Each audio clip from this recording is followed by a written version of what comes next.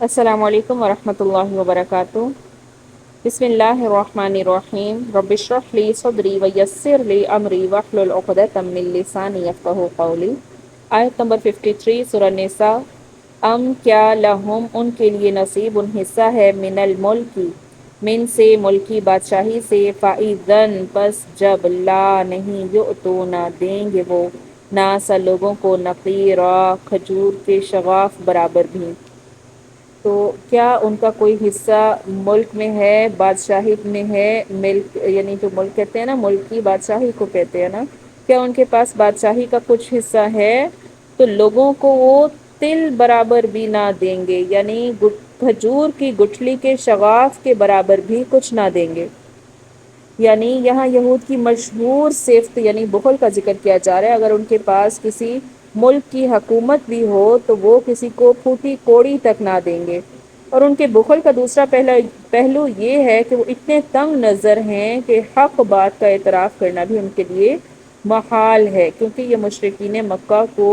توحید پرستوں سے برتر قرار دے رہے ہیں۔ پچھلی آیت میں یہی بات چلی تھی نا کہ جب مشرکین ان سے پوچھتے ہیں کہ ہم بہتر ہیں یا مسلمان، تو وہ کہتے ہیں کہ مسلمانوں سے تم لاکھ درجے بہتر ہو۔ تو انہیں کو کہا جا رہا ہے کہ یہ اتنے تنگ نظر ہیں کہ حق بات کا اعتراف کرنا بھی ان کے لیے محال ہے، کیونکہ یہ مشرکین مکہ کو توحید پرستوں سے برتر بہتر قرار دے رہے ہیں، ان سے اوپر قرار دے رہے ہیں۔ ام کیا یا پھر یحسدون یہ حسد کرتے ہیں ناسا لوگوں سے علی اوپر ما اس چیز پر آتاہم جو دیا ہے ان کو اللہ نے من فضل ہی اپنے فضل سے، وقد اور فقد اور تحقیق آتینا دی ہم نے آل ابراہیم کو کتاب والحکمت اور حکمت دی، وآتیناہم اور عطا کی ہم نے انہیں ملکن بادشاہی عظیمن بڑی۔ ترجمہ کیا ہے؟ کیا یہ حسد کرتے ہیں لوگوں سے جو اللہ نے ان کو اپنے فضل سے دے رکھا ہے اس چیز پر؟ تو ہم نے خاندان ابراہیم کو، آل ابراہیم یعنی ابراہیم کی اولاد کو کتاب اور حکمت دانائی عنایت فرمائی۔ ٹھیک ہے، کتاب اور حکمت سے مراد دانائی عطا فرمائی، وآتیناہم ملکن اور ہم نے اسے سلطنت عظیم دی، اتنی بڑی بادشاہی دی تھی۔ فمنہم پھر ان میں سے من جو آمن ایمان لائے بھی ساتھ اس کے، ومنہم اور بعض ان میں سے من جو صد عن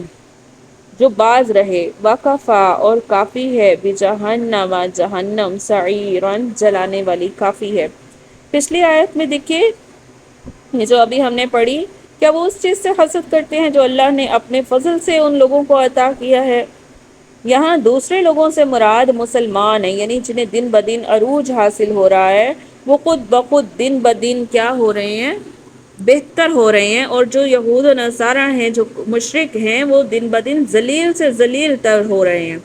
پھر فرمایا آل ابراہیم سے مراد یہاں پر کیا ہے؟ سیدنا ابراہیم علیہ السلام سے لے کر رسول اللہ صلی اللہ علیہ وسلم تک کے سارے پیغمبر ہیں، اور کتاب کا علم اور حکمت انہی انبیاء کے پاس رہا، اور بہت بڑی بادشاہی بھی، جیسے حضرت یوسف علیہ السلام، داؤد علیہ السلام، سلیمان علیہ السلام وغیرہ، تو یہ سب بادشاہ بھی تھے اور نبی بھی تھے۔ اور اس لفظ کا دوسرا مطلب یہ بھی ہے کہ تمام اقوام عالم پر ہمیشہ آل ابراہیم کا ہی اقتدار رہا ہے، اگرچہ آپ کے زمانے میں یہ اقتدار یہود سے مسلمانوں کی طرف منتقل ہو گیا، تاہم آل ابراہیم میں ہی رہا، یعنی آل اسحاق جو یہود تھے آل اسحاق سے تھے، آل اسحاق سے آل اسماعیل میں آ گیا ہے۔ یعنی جس طرح پہلے اللہ تعالیٰ نے بنی اسرائیل کو حکومت، عزت اور دنیا کی قیادت عطا فرمائی تھی، اب بھی ویسے ہی شان و شوکت، عزت اور حکومت ان سے چھین کر مسلمانوں کو عطا کی جائے گی۔ اگلی آیت دیکھیے۔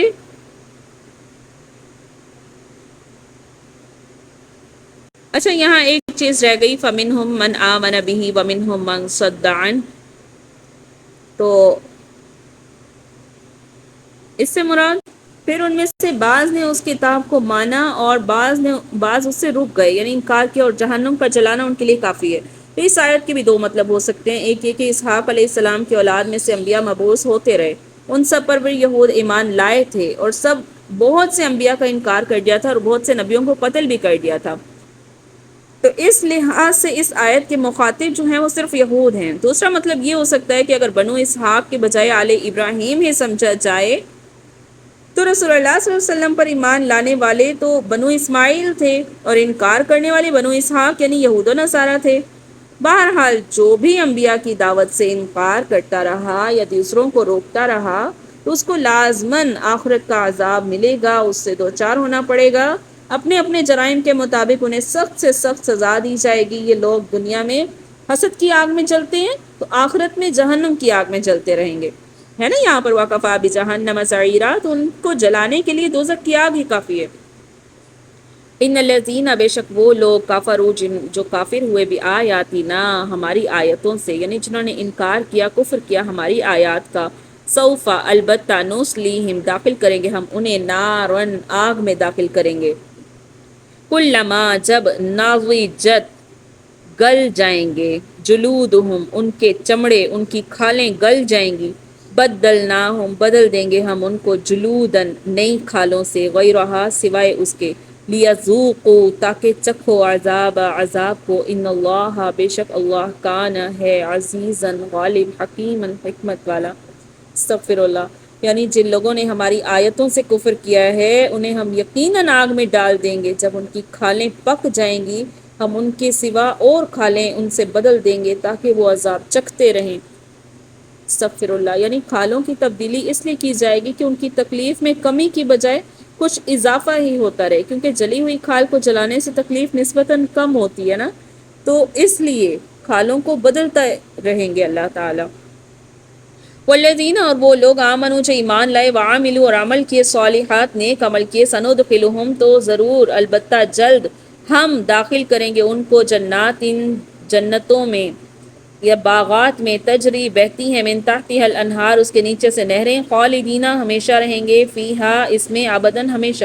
خالدین کا معنی بھی ہمیشہ کے لیے آتا ہے اور ابداً تو یہ بات میں پختہ، یعنی ہمیشہ ہمیشہ وہ اس میں رہیں گے۔ لہم ان کے لیے، فیہا اس میں، ازواجن بیویاں ہیں، مطہرہ پاکیزہ،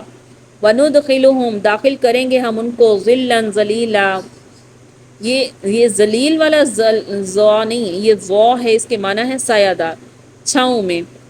ان اللہ بے شک اللہ تعالیٰ یأمرکم وہ حکم کرتا ہے تم کو، ان تؤدوا الامانات الی اہلہا،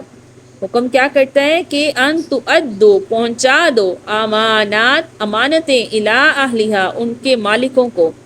وَإِذَا اور جب حکم تم حکم کرو تم، بین الناس لوگوں کے درمیان، ان یہ کہ تحکمو حکم کرو، بالعدل عدل کے ساتھ، انصاف کے ساتھ، ان اللہ بے شک اللہ تعالی نعم خوب ہے، یعظکم وہ نصیحت کرتا ہے تمہیں، بھی اس کے ساتھ، اللہ تمہیں بہت خوبصورت نصیحت کرتا ہے، ان اللہ بے شک اللہ کان ہے، سمیعا سننے والا، بصیراً دیکھنے والا۔ تو اس آیت میں پہلے دیکھیں پچھلی آیت میں کیا بتایا کہ جو ایمان لائے اور انہوں نے نیک اعمال کیے تو ہم عنقریب انہیں جنتوں میں داخل کریں گے جن کے نیچے نہریں بہہ رہی ہیں اور اس میں وہ ہمیشہ ہمیشہ رہیں گے، اور ان کے لیے صاف ستھری بیویاں ہوں گی اور انہیں گھنی چھاؤں میں لے جایا جائے گا۔ ٹھیک ہے، پھر آگے کیا بتایا کہ امانتیں جو ہیں ان کے مالکوں کو پہنچا دو۔ مثلا ایک یہ کہ اس کے بہت سے مطلب ہو سکتے ہیں اس آیت کے، ایک یہ کہ جس کسی نے تمہارے پاس کوئی امانت رکھی ہو اس کو اس کی امانت واپس کر دو، ٹھیک ہے۔ پھر اس کے بعد اس کا شان نزول ہے، اس کو یوں سمجھ لیں کہ اکثر مفسرین کے نزدیک یہ آیت حضرت عثمان بن طلحہ رضی اللہ عنہ کی شان میں، جو خاندانی طور پر خانہ کعبہ کے دربان اور کلیدے دربار چلے آ رہے تھے، یہ ان کے متعلق نازل ہوئی ہے۔ یعنی مکہ فتح ہونے کے بعد جب رسول اللہ صلی اللہ علیہ وسلم خانہ کعبہ میں تشریف لائے تو طواف وغیرہ کے بعد آپ صلی اللہ علیہ وسلم نے حضرت عثمان بن طلحہ کو، جو صلح حدیبیہ کے موقع پر مسلمان ہو چکے تھے، طلب فرمایا اور انہیں خانہ کعبہ کی چابیاں دے کر فرمایا یہ تمہاری چابیاں ہیں، آج کا دن وفا اور نیکی کا دن ہے۔ آیت کا یہ سبب نزول اگرچہ خاص ہے لیکن اس کا حکم عام ہے کہ امانتیں پہنچا دو، ٹھیک ہے۔ اس کے مخاطب میں عوام اور حاکم دونوں آ جاتے ہیں، دونوں کو تاکید کی جا رہی ہے کہ جو امانت تمہارے ذمے ہے کوئی بھی انسان کسی بھی محکمے میں کام کرتا ہے تو اس کے پاس امانت ہے، اس کا یعنی ہر چیز اس کے پاس امانت ہے، چاہے وہ حکومت ہے تو اس کے پاس لوگوں کے حقوق دینے کا حق ہے، تو یہ بھی اس کے پاس ایک امانت ہے، اسے بھی چاہیے کہ وہ اپنی امانت کو پورا کرے۔ اس کے بعد کیا فرمایا جا رہا ہے، جو کسی کے پاس امانت رکھوائی جائے ان میں خیانت نہ کرے، ٹھیک ہے، بلکہ ان کے مالکوں کو صحیح صحیح وہ لوٹا دے۔ اور دوسرا، اس آیت میں خاص طور پر عدل انصاف کا حکم بھی دیا گیا ہے۔ اس حدیث میں حاکم جب تک ظلم نہ کرے اللہ اس کے ساتھ ہوتا ہے، اور جب وہ ظلم کا ارتکاب کرتا ہے یعنی کہ بددیانتی کرتا ہے یا پھر امانت میں خیانت کرتا ہے تو اس صورت میں کیا ہوتا ہے کہ اللہ اسے اس کے اپنے ہی نفس کے حوالے کر دیتا ہے۔ یعنی یہاں پر امانتیں اہل لوگوں کے سپورٹ کرنا، یہ عدل اور انصاف ہی مہیا کرنا ہے، ٹھیک ہے۔ اگر ایک انسان صاحب اقتدار ہے اور اسے پوری رعایا کا حاکم بنایا گیا ہے تو اب اس پر آتا ہے کہ ان کے حقوق کی ادائیگی کرے، اس کے پاس امانت ہے، اگر وہ ان میں کوتاہی کرتا ہے یا ملازمین کے ساتھ کوئی دھوکہ بازی کرتا ہے تو وہ جواب دہ ہے۔ یا ایھا الذین آمنوا، اے لوگو جو ایمان لائے ہو، اطیعوا اللہ، اطاعت کرو اللہ کی، واطیعوا الرسول، اور رسول کی اطاعت کرو، واولی الامر، حاکم ہیں، صاحب حکومت ہیں تم میں سے، منکم تم میں سے، کیا کہا جا رہا ہے کہ ایک تو اللہ اور اس کے رسول، واولی الامر منکم، اور تم میں سے جو صاحب حکومت ہیں ان کی بھی کیا کرو، فرما برداری کرو۔ فَإِن، پھر اگر، تنازعتم، پھر اگر تم جھگڑو گے، فی شیء، کسی شے میں، فردوہ، تو پھر دو، یا پھیر دو اسے، الی اللہ، اللہ کی طرف، والرسول، رسول کی طرف، ان کنتم تؤمنون،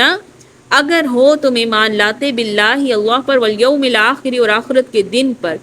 ذالک، یہ، خیر، بہتر ہے، واحسن، اور اچھا ہے، تأویلا، اس کی جزا اچھی ہے۔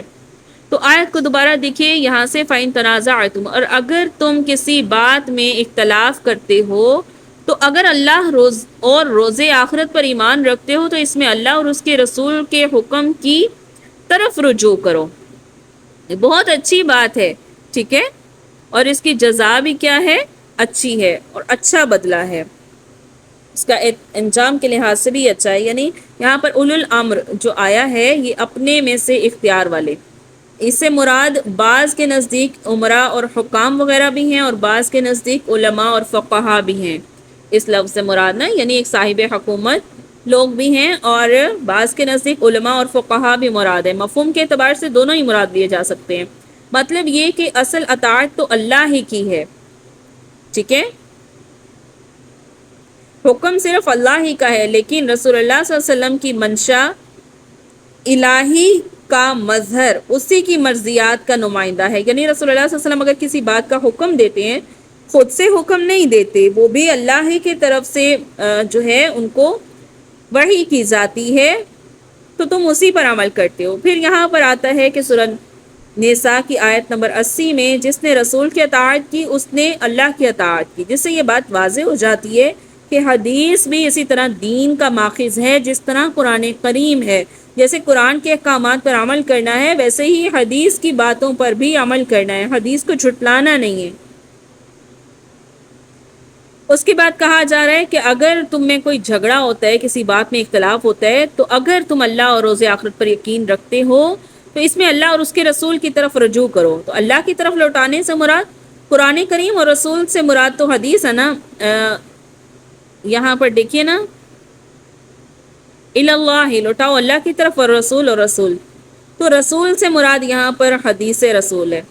یعنی جھگڑوں کو ختم کرنے کے لیے بہترین اصول بتا دیا۔ اس اصول سے یہ بھی پتہ چلا کہ تیسری کسی شخصیت کی اطاعت واجب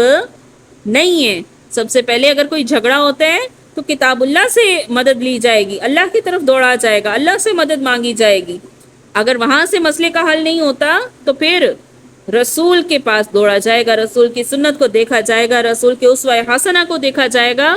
اس کے علاوہ کوئی تیسرا راستہ نہیں ہے جو آج کل لوگوں نے بنا رکھے ہیں نا، تیسرے کی اطاعت، یعنی پیر، مرید، فقیر، کہ ہم انہی کا مانیں گے، اس نے کہا ہے کہ اتنے دن نہیں کھانا تو نہیں کھانا، اس نے کہا ہے کہ جی کالی مرغی لے کر آنی ہے، تو یہ کیا ہے؟ تو اس طرح کی جو اطاعت ہے یہ کیا ہے؟ صریح مخالفت ہے اس میں قرآن و حدیث کی. ٹھیک ہے، یہیں تک رکھتے ہیں انشاءاللہ. آگے ہم کل کریں گے آیت نمبر 59 تک ہمارا سبق ہے. سبحانک اللہم و بحمدک نشہد ان لا الہ الا انت نستغفرک و نتوب الیک. السلام علیکم ورحمۃ اللہ وبرکاتہ.